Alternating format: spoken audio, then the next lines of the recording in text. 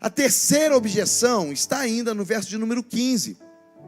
Quando ele diz: ai, Senhor meu, com que livrarei a Israel?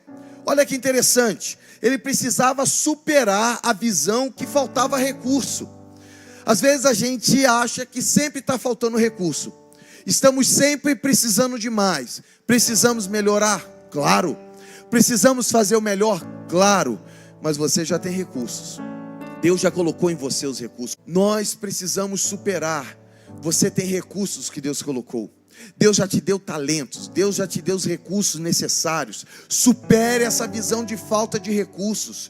Com que livrarei Israel? Você tem os recursos disponíveis por Deus. Se Ele te chamou, Ele não se engana. Aleluia! Ele te chamou e Ele não se engana. Temos uma tendência, geralmente, a focar na falta. Já viu isso? A gente estuda, se prepara, e a gente fica assim: mas está faltando aquele curso ainda. Aí a gente vai se preparando, aí depois a gente diz assim: está faltando aquela outra coisa.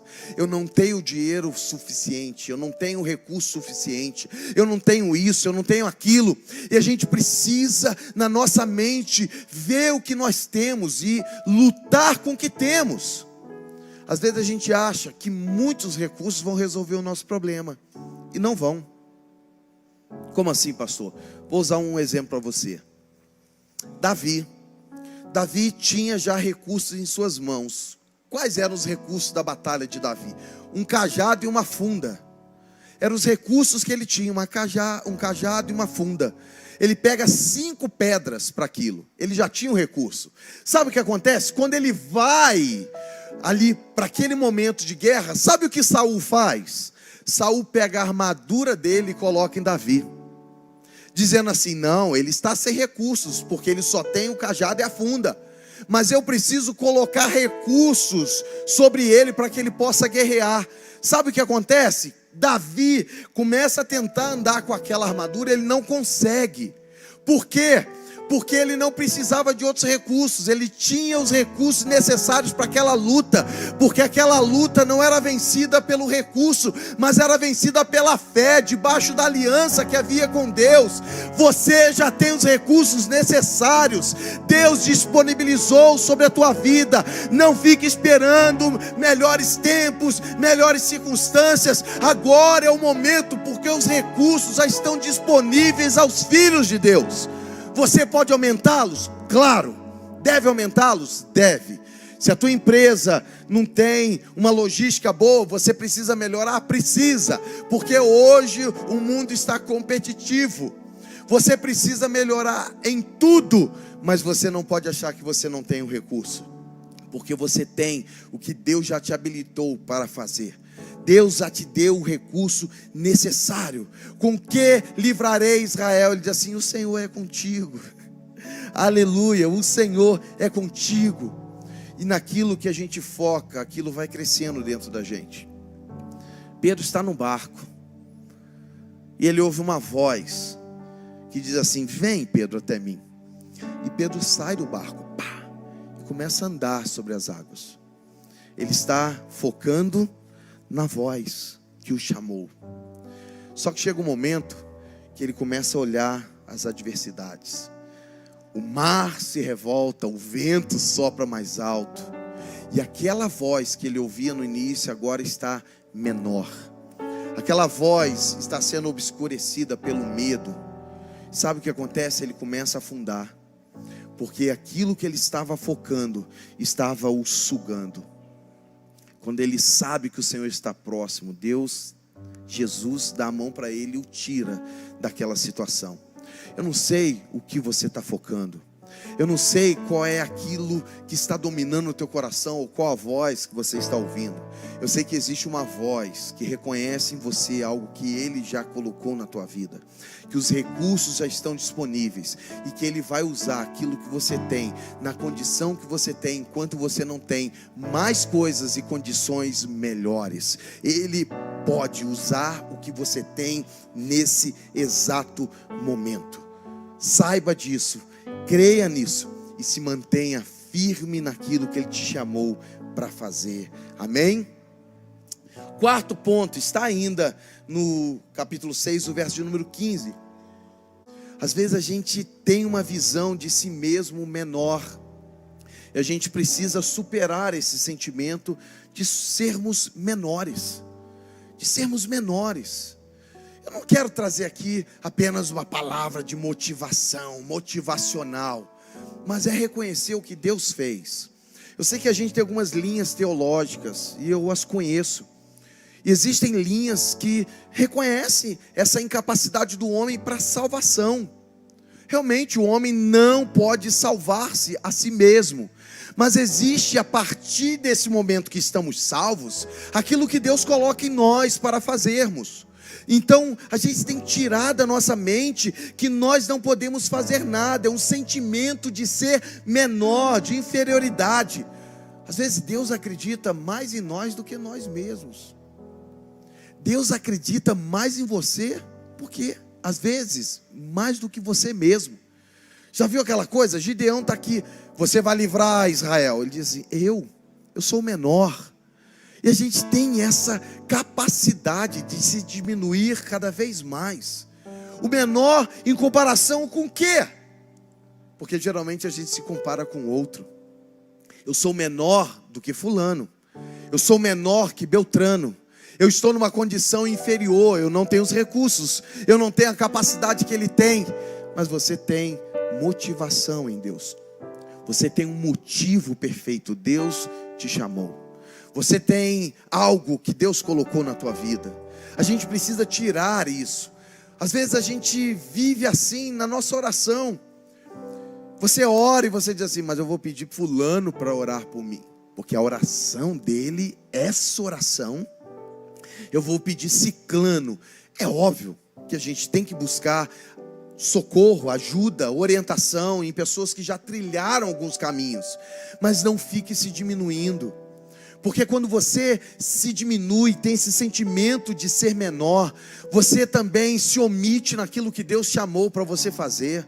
Se omite lá no teu trabalho. Existem pessoas mais capacitadas e você tem a capacidade. Você tem a inteligência para resolver certas coisas, mas a gente se coloca menor para que a gente vença. Não precisa de perdedores.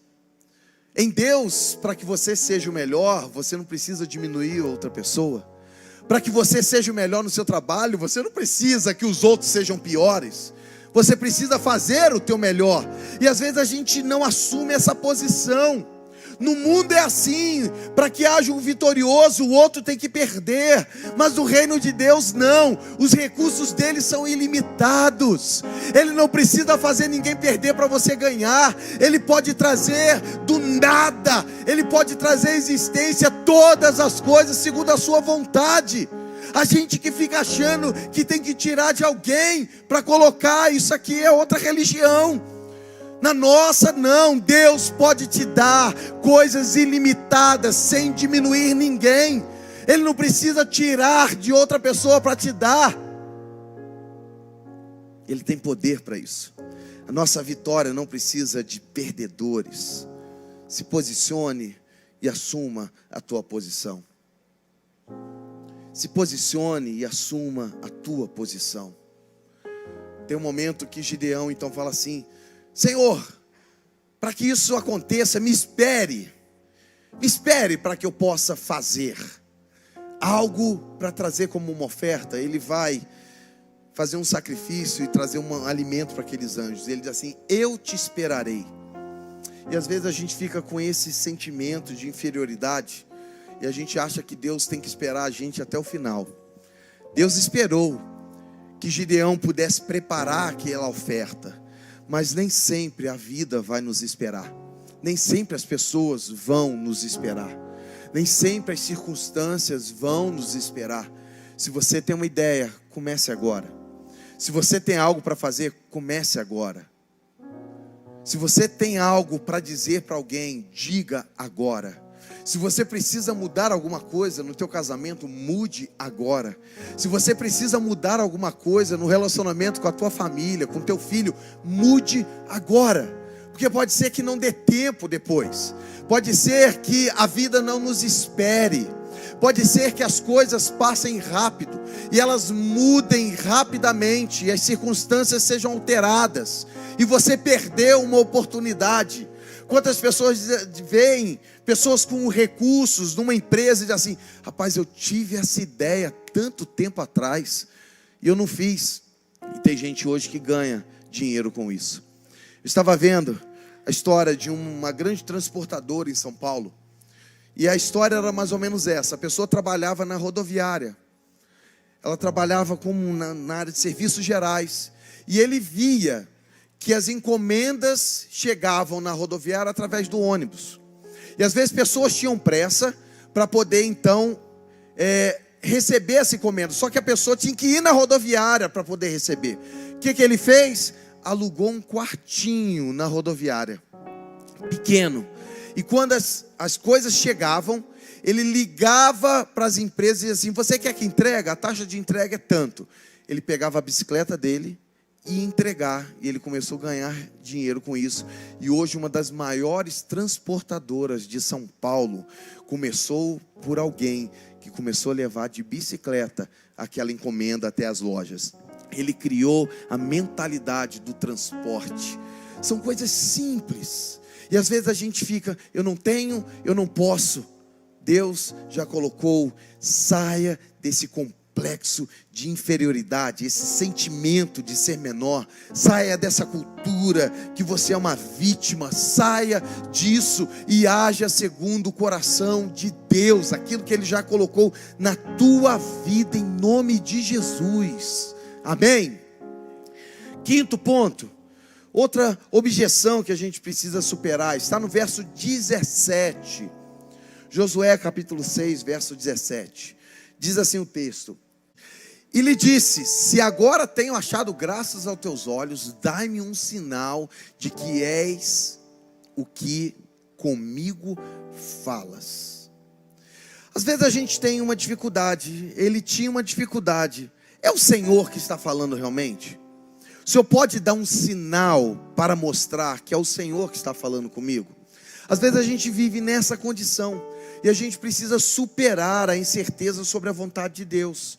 O quinto ponto fala sobre isso: superar a incerteza sobre a vontade de Deus. Pastor, como que eu posso descobrir a vontade de Deus para a minha vida?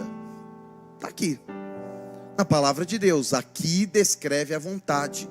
Mas eu acredito também que nós podemos ter um relacionamento com Deus por meio do Espírito. Jesus falou: eu enviarei outro Consolador. Consolador é o Espírito Santo. Consolador era um advogado. Geralmente uma pessoa, quando ela tinha uma causa, naquele tempo ele precisava de alguém que o representasse. E geralmente era um amigo. Esse amigo que respondia pela pessoa que estava sendo acusada. É o mesmo termo que Jesus usa, o Paracletos. O Espírito Santo, o Consolador, é o amigo que representa você diante de Deus, mas também diante desse mundo do Espírito. O amigo fiel, o Consolador. Ele pode falar com você e apontar no teu coração a vontade de Deus. Mas existem certas coisas que já estão na Bíblia manifesta. Deus deseja que a nossa família seja salva. Deus deseja a salvação de pessoas. Deus deseja que nós tenhamos o suprimento, a abundância na nossa casa. E a palavra nos diz isso. Deus deseja que você tenha saúde. Deus deseja que os teus relacionamentos sejam saudáveis. Deus deseja o teu sucesso. Porque o nosso sucesso, estarmos bem-sucedidos em algo, não traz rivalidade com Deus. Imagine você ser muito top e você falar assim: tá vendo? Consegui. Aí Deus fala assim: vai conseguir até quando? Porque vai chegar um momento que aquilo que você não controla virá sobre você. Aquilo que você não domina. E às vezes a gente vive nessa incerteza sobre a vontade de Deus. Personagens bíblicos tinham incerteza sobre a vontade de Deus. Nem todos sabiam. Eles não entendiam os caminhos. Paulo, que é uma referência no Novo Testamento, tem um momento que ele quer ir fazer a vontade de Deus. Ele queria ir pregar. Atos capítulo 9 diz que Deus o chamou para levar a palavra dele e o conhecimento de Jesus às nações. Em Atos capítulo 16, Paulo está tentando ir para a Frígia, para a Galácia, para poder pregar, só que ele não consegue um transporte. Os navios não conseguiam, ele não conseguiu camelo, ele não conseguiu ir, porque Deus estava impedindo que ele fosse para aquele lugar, porque Deus tinha um lugar certo para ele estar naquele momento. Ainda que ele estava fazendo a vontade geral de Deus, existia uma vontade específica, dele estar fazendo algo de forma específica. Deus então tinha algo para ele, e a gente precisa ter isso no nosso coração e ter certeza. Paulo está indo para Roma preso, e ele sabia que chegaria em Roma. Por quê? Porque em Atos capítulo 9, já está lá anunciado que ele estaria diante de reis, anunciando a palavra de Cristo. Que coisa tremenda! Então, no meio das tempestades, Paulo não se assustava, porque ele estava debaixo de uma promessa de Deus, ele estava debaixo de um alinhamento de Deus. Deus já liberou isso sobre a tua vida. Esteja debaixo dessa mão e ande debaixo dessa aliança. Já está liberado sobre você a palavra de Deus, a aliança de Deus e as promessas dele. Ande debaixo disso, creia nessas promessas. Deus já deixou esse ambiente de cuidado para te direcionar e te levar àquilo que é a vontade dele. Eu sei que no caminho a gente fica com incertezas. Eu sei que às vezes o nosso coração pesa. Será que é isso? Mas como a gente descobre se é ou se não é? Fazendo. Paulo só sabia. Hoje a gente tem a Bíblia escrita em Atos capítulo 16, aqueles versos, contando aquela história, porque ele foi e ele entendeu o que Deus fez. Mas tem coisas que a gente não entende. Tem coisas que a gente não sabe. A gente não tem uma bola de cristal. Graças a Deus por isso. Porque os adivinhadores não herdarão o reino dos céus. Nós na realidade andamos por fé. Andamos debaixo da palavra. Andamos debaixo do que Deus deixou para nós. Precisamos superar essa incerteza sobre a vontade de Deus. Deus usa pessoas que são humanas.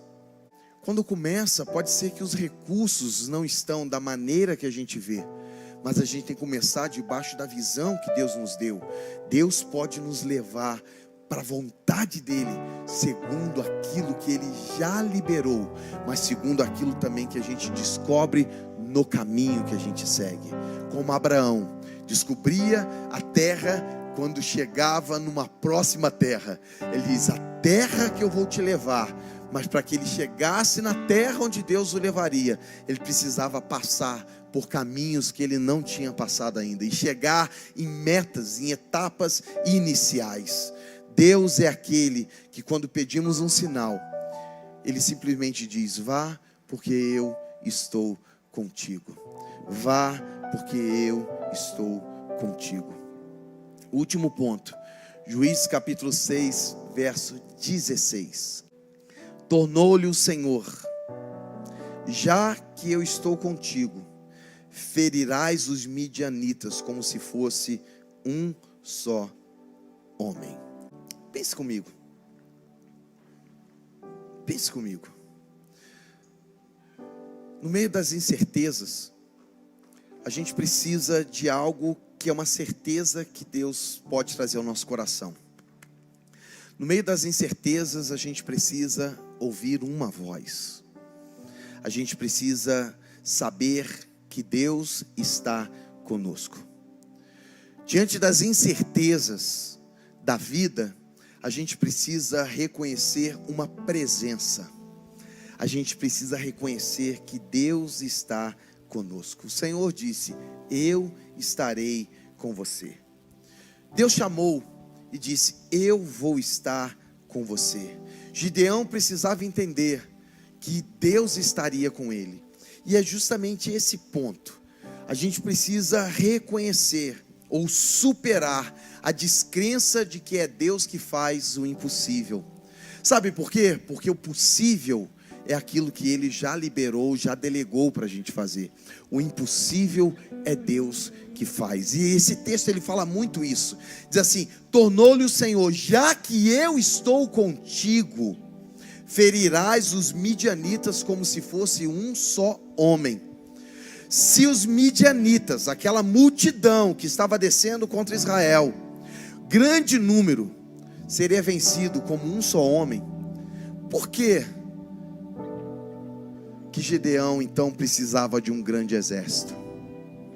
Gideão não precisava de um grande exército, ele precisava de Deus com ele.